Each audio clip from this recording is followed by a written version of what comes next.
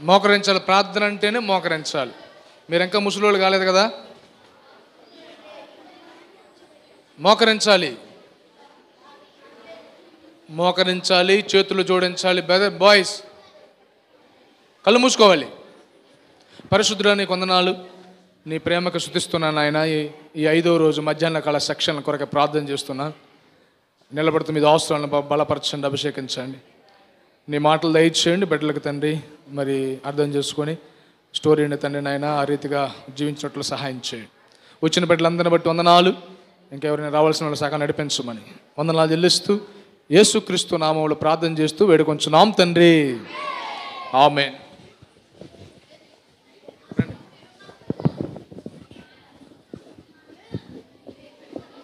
Praise lord పిల్లలు. అందరూ గొడవ చేస్తున్నారా? మాట్లాడుకుంటున్నారా? ఎంతమంది ఈరోజు హ్యాపీగా ఉన్నారు? అయిపోతుంది కదా VBS. ఎంతమంది హ్యాపీగా ఉన్నారు? అయిపోతుందని హ్యాపీగా ఉన్నారా? అయిపోయినందుకు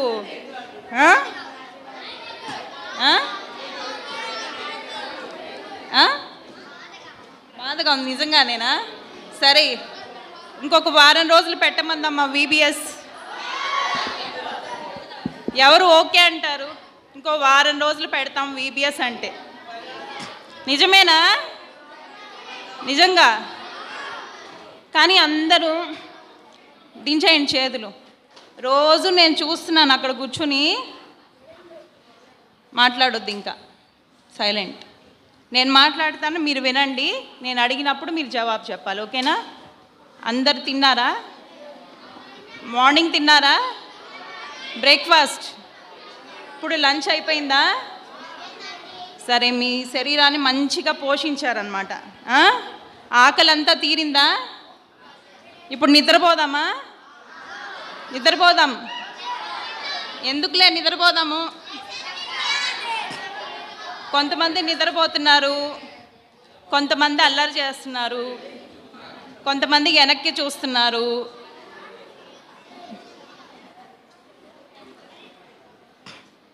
ప్రసంగి 5:1 ఏముంది తెలుసా? నీవు దేవుని మందిరము పోవునప్పుడు నీ ప్రవర్తన జాగ్రత్తగా చూచుకొను అని ఉంది కదా. సరే, మార్నింగ్ బ్రేక్ఫాస్ట్ చేశారు, ఇప్పుడు లంచ్ చేశారు కదా. మరి ఉదయాన్నే లేచి ఎవరు ప్రార్థన చేసుకున్నారు ఈరోజు? నిజమేనా? అందరితో మాట్లాడాక ఫస్ట్ దేవుడితో మాట్లాడారా? ఫస్ట్ మీ మమ్మీతో మాట్లాడారా? నిజమేనా? నమ్మొచ్చా? బైబిల్ చదివారా అందరూ ఈరోజు ఉదయాన్నే? చదివారా? ఎంతమంది చదివారు? బైబిల్ చదివి ప్రార్థన చేసిన వాళ్ళు మాత్రమే చేతులు పైకెత్తండి. ఇంతేనా? రోజు ఆంటీ అడుగుతున్నారు కదా, ఇంతమందేనా? మరి రోజు మీరేం చేస్తున్నారు?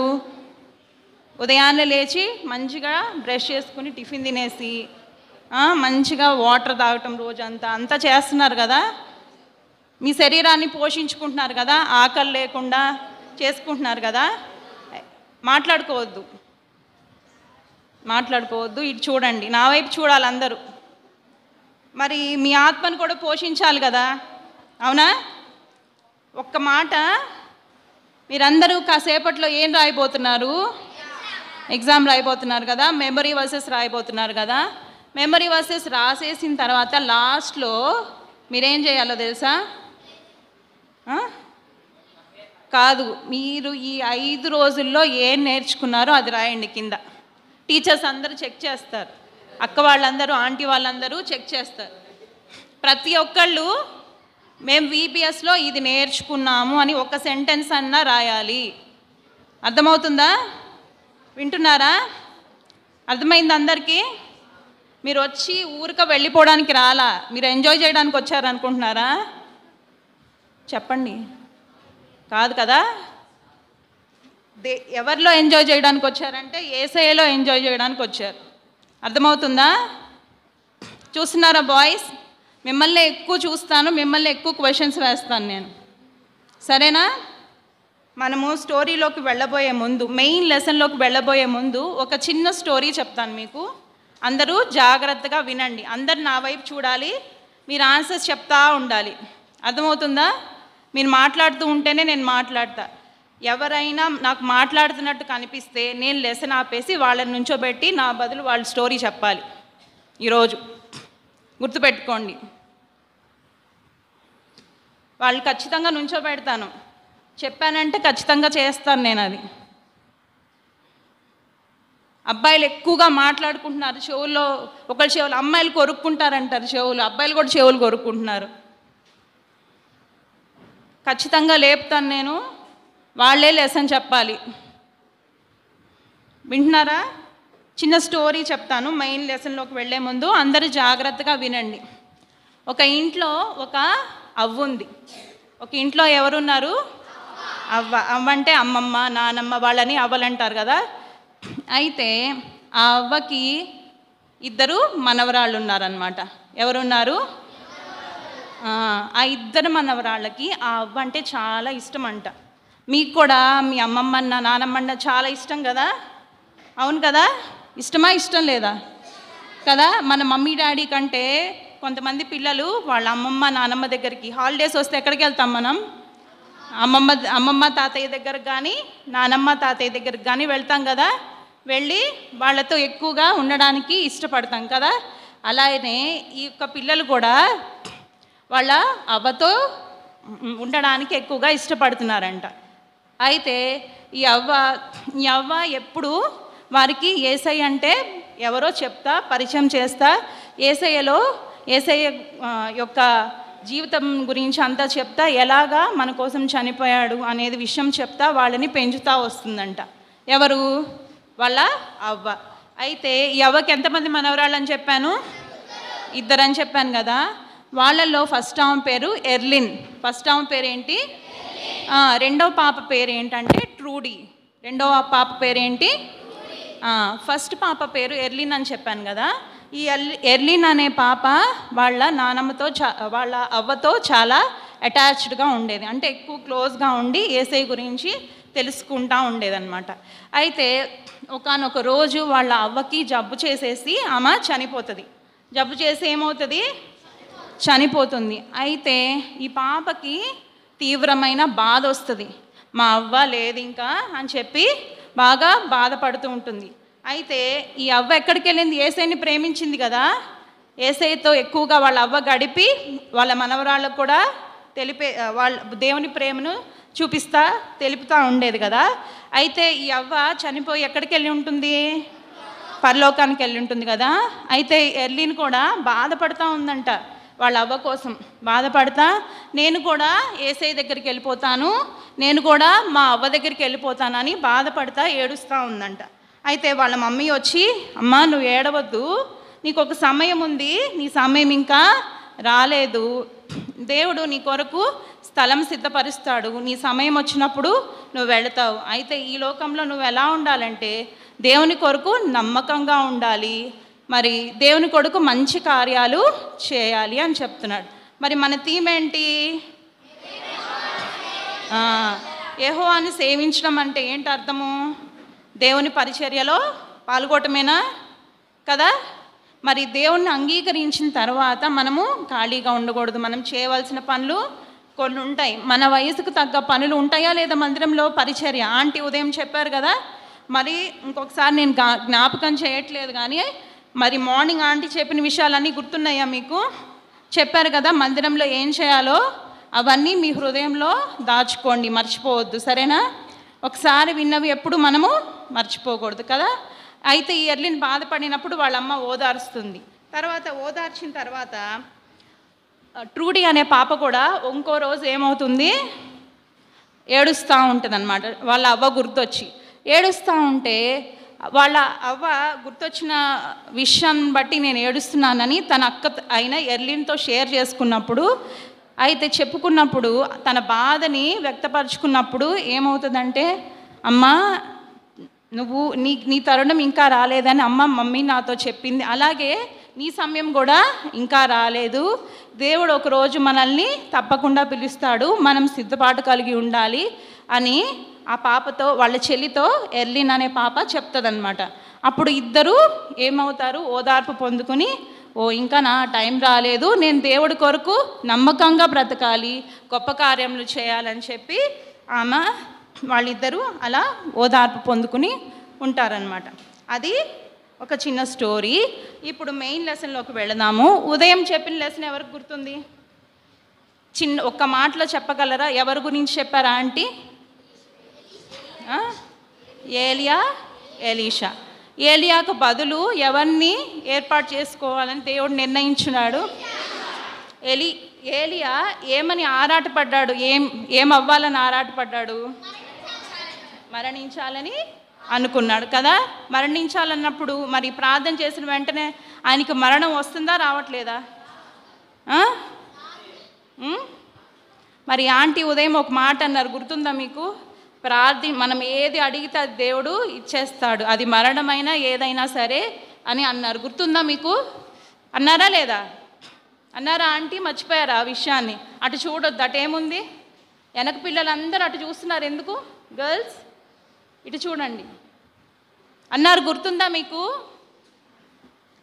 కదా, మనం ఏది ప్రార్థన చేస్తే అది నెరవేరుతుంది కదా.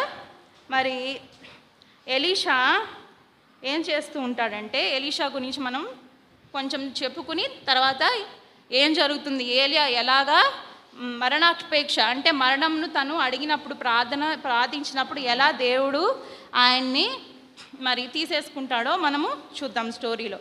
అందరు జాగ్రత్తగా వినండి, చిన్న లెసనే త్వరగా అయిపోతుంది, సరేనా? సరే, ఈయనెవరంటే ఎలీషా. ఎవరు ఈయన? కదా, ఈయన ఎలీషా. ఎలీషా ఏం చేస్తున్నాడు? దుక్కి పని చేస్తున్నాడు. దుక్కి పని అంటే తెలుసా మీకు?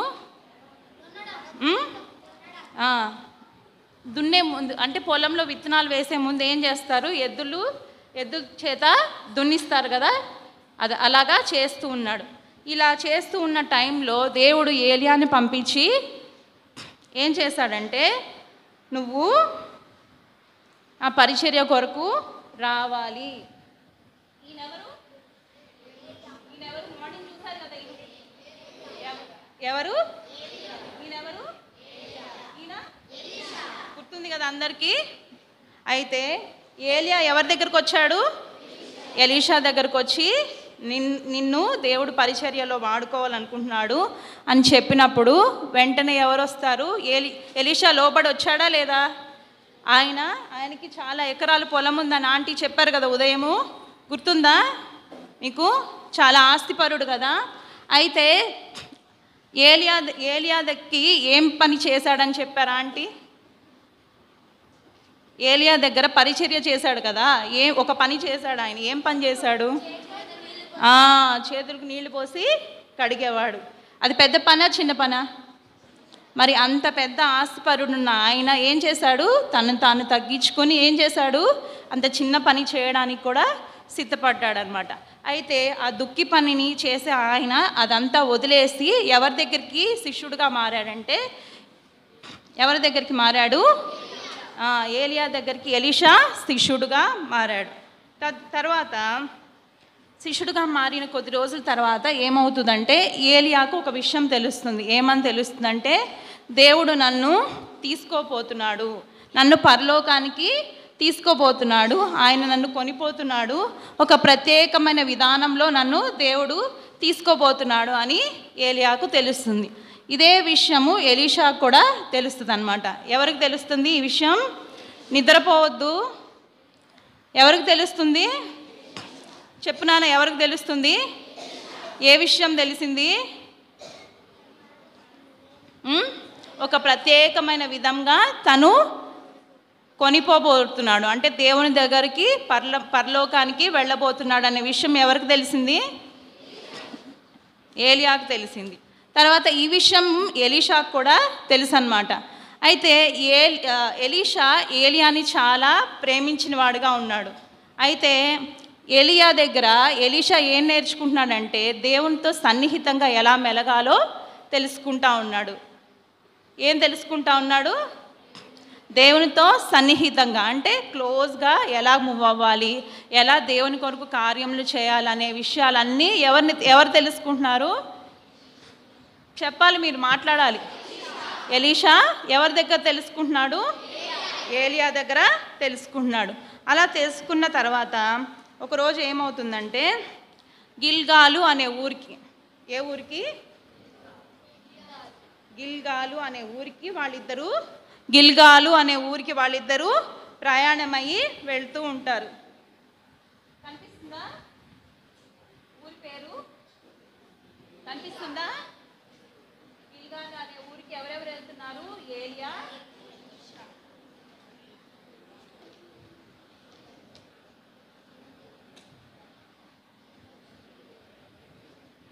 ఎవరు వెళ్తున్నారు? ఊరి పేర్లు 4 ఉన్నాయి, అన్నీ గుర్తుపెట్టుకొని నేను క్వశ్చన్ వేసినప్పుడు చెప్పాలి. ఫస్ట్ ఊరు, ఏ ఊరికి వెళ్తున్నారు వాళ్ళు? ఏలియా ఎలీషా ఎక్కడికి వెళ్తున్నారు? గిల్గాల్ అనే ప్రాంతానికి ప్రయాణమై వెళ్తూ ఉన్నారు.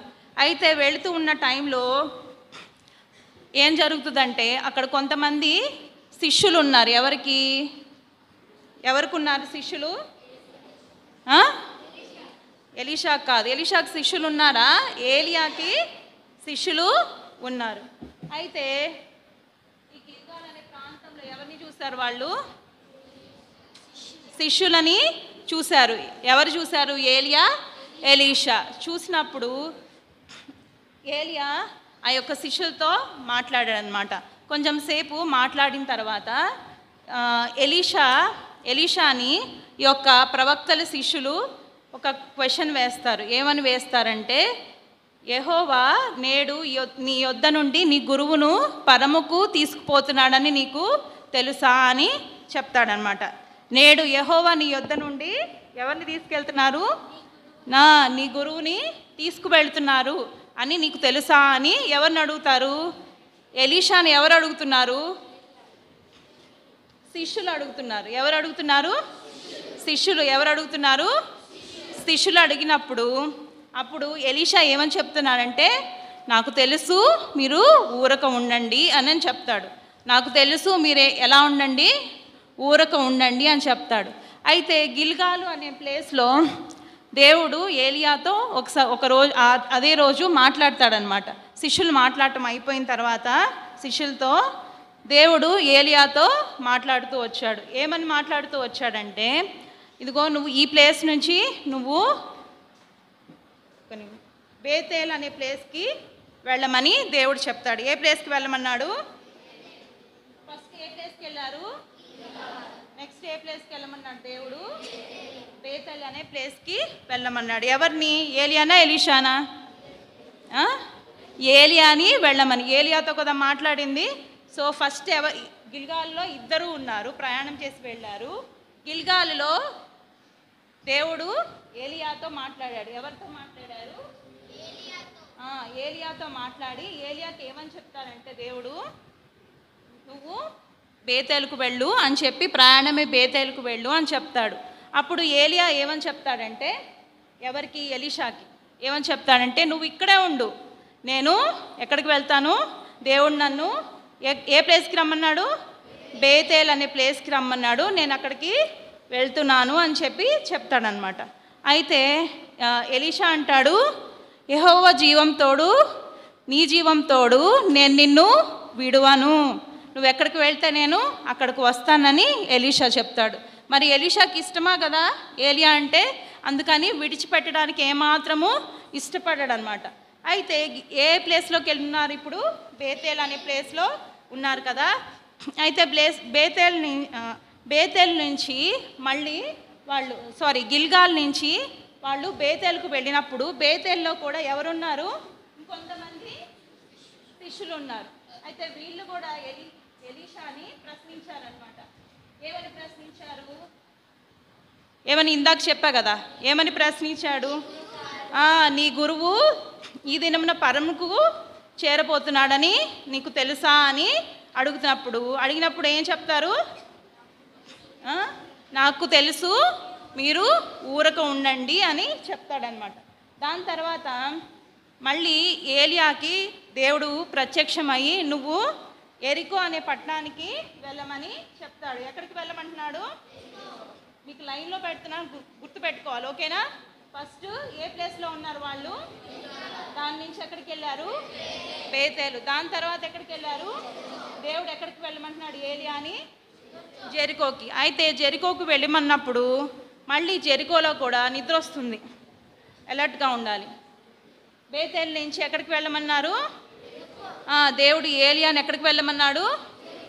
ఎరికోకి వెళ్ళమన్నాడు. ఎరికోకి వెళ్ళమంటే ఎరికోకి వెళ్ళిన తర్వాత కూడా ఏలియా ఎలీషాతో ఏమని చెప్తాడంటే, నువ్వు ఇక్కడ ఉండు, నువ్వు ఇక్కడ ఆగిపో, దేవుడు నన్ను ఎరికోకు వెళ్ళమన్నాడు, నేను అక్కడికి వెళ్తానని చెప్తాడనమాట. చెప్పినప్పుడు మళ్ళీ ఎలీషా ఏమని చెప్తాడంటే, యెహోవా జీవంతోడు, నీ జీవంతోడు నేను నిన్ను ఏమాత్రము విడువను, నేను నిన్ను వదిలి వెళ్ళను అని చెప్తాడనమాట. ఎవరు? ఎలీషా.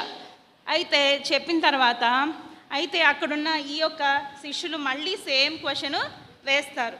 ఇలాగ వేసిన తర్వాత మళ్ళీ ఎరికో నుంచి దేవుడు ఏలియాని ఇంకో ప్లేస్కి వెళ్ళమంటాడు. ఇదే లాస్ట్ ప్లేసు, వినండి జాగ్రత్తగా. మళ్ళీ ఎక్కడికి వెళ్ళమంటున్నాడు? యోర్దాను అనే ప్లేస్కి వెళ్ళమంటున్నాడు. ఎక్కడికి వెళ్ళమంటున్నాడు?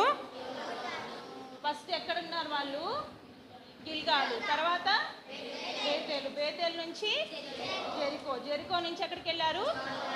జోర్దానికి వెళ్ళే ముందు కూడా ఎరికోలో ఉన్నప్పుడు ఏలియా ఎలీషాని ఆగిపోమనే చెప్తాడు. ఎలీషా మాత్రము నేను ఆగిపోను అని చెప్తాడనమాట. నేను నీతో పాటే వస్తాను అని చెప్తాడు. అయితే చివరిగా యోర్దానుకు వెళ్ళినప్పుడు యోర్దాన్ దగ్గర ఏముంటుంది తెలుసా? మాట్లాడుకోవద్దు మీరిద్దరు. యోర్దాన్ దగ్గర ఆ పాపని సరి కూర్చోమను. యోర్దాన్ దగ్గర ఏముంది? యోర్దాన్ దగ్గర ఏముంది? యోర్దాను నది ఉంది కదా. యోర్దాను నదిలో మరి యోర్దాను నది ఉన్నప్పుడు వాళ్ళు ఎలా వెళ్ళాలి కదా? ఆలోచించారు, ఎలా వెళ్తారు? మీరు ఇప్పుడు వరకు విన్న లెసన్స్ ప్రకారం యోర్దాను నది ఎలా దాటారని మీరు ఆలోచించుకుని చెప్పండి నాకు. ఇప్పుడు కూడా ఏమైందంటే యోర్దాను నది ఏలియా చేతిలో ఎప్పుడు ఒక దుప్పట్టు ఉంటుందన్నమాట. ఏలియా చేతిలో ఏముంటుంది? ఒక దుప్పట్టు ఉంటుంది. ఆ దుప్పటిని తీసుకుని ఏలియా ఏం చేస్తాడంటే యోర్దాను నదిని కొడతాడనమాట. యోర్దాను నదిని తన దుప్పటితో కొట్టినప్పుడు యోర్దాను నది ఏమైంది? పాయలైంది. అయితే ఈ టైంలో అక్కడ యోర్దాను నది పాయలయ్యే ముందు 50 మంది శిష్యులు అక్కడ చూస్తూ ఉంటారు ఈ విషయాన్ని. ఎంతమంది శిష్యులు చూస్తూ ఉంటారు? ప్రతి ప్లేస్లో శిష్యులతో మాట్లాడుతూ వచ్చారు కదా. అలానే ఈ యొక్క యోర్దాను నది దగ్గర కూడా ఎంతమంది శిష్యులు ఉన్నారు? ఏలియాకి 50 మంది శిష్యులు ఉన్నారు. ఈ యొక్క 50 మంది శిష్యులు యోర్దాను నది పాయలవడం అనేది చూస్తూ ఉన్నారనమాట. అర్థమవుతుందా? గమనిస్తూ ఉన్నప్పుడు ఇంకా ఏలియా పాయలైంది కదా, వాళ్ళు ఏలియా ఎలీషా ఆరిపోయిన నేల మీద నడుస్తూ వస్తారు. ఆరిపోయిన నేల మీద నడుస్తూ వస్తారు. నడిచి అక్కడ ఒడ్డు దగ్గరికి వచ్చిన తర్వాత ఏలియా ఎలీషాని నీకేం కావాలో కోరుకో అని చెప్పి అడుగుతాడనమాట. నీకేం కావాలో కోరుకో అని అడిగినప్పుడు మరి ఏలియా మిమ్మల్ని కనుక వచ్చి నీకేం కావాలో కోరుకో అని చెప్తే మీరేం చెప్తారు? మీకేం కావాలని చెప్తారు చెప్పండి. మాట్లాడాలి, అందరు నిద్రపోతున్నారు, చెప్పండి, మీరు చెప్పండి. ఇప్పుడు ఏలియా క్వశ్చన్ అడిగాడు కదా, ఏం క్వశ్చన్ అడిగాడు? నీకేం కావాలని క్వశ్చన్ అడిగాడు కదా. మీరైతే ఎలీషా ప్లేస్లో మీరున్నారనుకోండి, మీరేం అడుగుతారు? మీరు ఓన్గా చెప్పండి. 1 నిమిషమే టైం ఇస్తా, చెప్పాలి.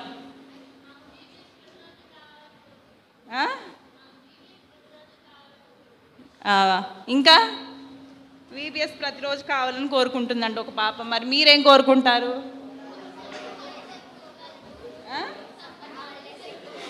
సమ్మర్ హాలిడేస్ ఎక్కువ ఇవ్వాలని కోరుకుంటారంట కొంతమంది. సరే, ఏలియా ఒక మాట చెప్తాడు, నేను ఆరోహణం అయ్యే దృశ్యాన్ని నువ్వు గనక చూస్తే నువ్వు నా మీద ఉన్న ఆత్మ 2 నువ్వు పొందుకుంటావు. లేకపోతే ఆ యొక్క దృశ్యం నీకు కనిపించకపోతే మీకు ఆత్మ అనేది, దేవుని ఆత్మ, నా మీద ఉన్న ఆత్మ నీ మీదకి రాదు అని చెప్తాడనమాట. అలా చెప్పిన తర్వాత చూడండి, సడన్గా సుడిగాలి వస్తుందన్నమాట. ఏమొచ్చింది? సడన్గా ఏమొచ్చింది నాన్న? ఏంటిది? సుడిగాలి వచ్చిందనమాట. ఏమొచ్చింది?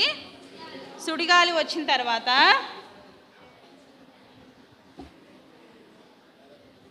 మాట్లాడుకోవద్దు. ఏలియా ఎలీషా మాట్లాడుకుంటూ ఉన్నారు. సడన్గా ఏమొచ్చింది? సుడిగాలి వచ్చింది. సుడిగాలి వచ్చి అగ్ని రథములు వస్తాయి. ఏమొచ్చినాయి? అగ్ని రథములు వచ్చినాయి. ఏమొచ్చినాయి? అగ్ని రథములు వచ్చిన తర్వాత ఏలియా వెళ్ళిపోతాడు. ఇక్కడ ఒక ప్రత్యేకమైన విషయం ఒకటి ఉంది, చెప్తాను, వినండి జాగ్రత్తగా.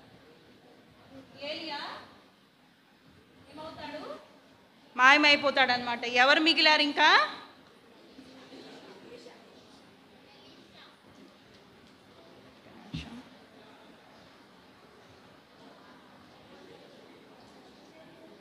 ఎవరు మిగిలారు? ఎవరు మిగిలారు ఇక్కడ? ఎలీషా మిగిలాడు కదా. అయితే అగ్నిరథముల చేత ఎవరు ఆరోహణమయ్యారు? ఏలియా ఏ విధంగా వెళ్ళాడు తెలుసా? పరలోకానికి అందరూ ఎలా వెళ్తారు జనరల్గా? ఒక మనిషి చనిపోయి వెళ్ళిపోతారు కదా. కానీ ఏలియా ఎలా వెళ్ళాడంటే తన దేహంతోనే, అంటే మనం ఇలా ఉన్నాం కదా, ఇలానే వెళ్ళిపోయాడు ఏలియా. తెలుసా మీ అందరికీ ఈ విషయం? తెలుసా కదా? ఏలియా గొప్ప కార్యాలు చేశాడు కదా, అద్భుత కార్యాలు చేశాడు కదా. ఆయనకున్న విశ్వాసము మనకి ఉందా లేదా? లేదు కదా. ఆయన మన వంటి స్వభావం గల మనుషుడే, కానీ ఆయన గొప్ప కార్యాలు చేశాడు. ఆయన్ని దేవుడు ఏ రీతిగా తీసుకెళ్ళాడు? శరీరంతోనే ఆయన ఆరోహణమయ్యాడు. అర్థమవుతుందా? కనిపిస్తున్నాడు ఇక్కడ ఏలియా అందరికీ. అగ్ని రథములు వచ్చి పరలోకం నుంచి ఎవరిని తీసుకెళ్ళింది? చెప్పాలి. ఏలియాని తీసుకెళ్ళింది. ఫస్ట్ ఏమొచ్చింది? సుడిగాలి వచ్చి ఎవరిని తీసుకెళ్ళింది?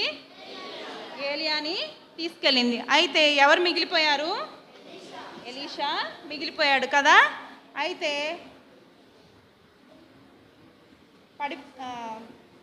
అక్కడ మరి ఏలియా దగ్గర ఒకటి ఉంటుందని చెప్పాను. ఏంటి చెప్పండి? ఏముంటుంది కదా? మరి ఆయన వెళ్ళిపోయినప్పుడు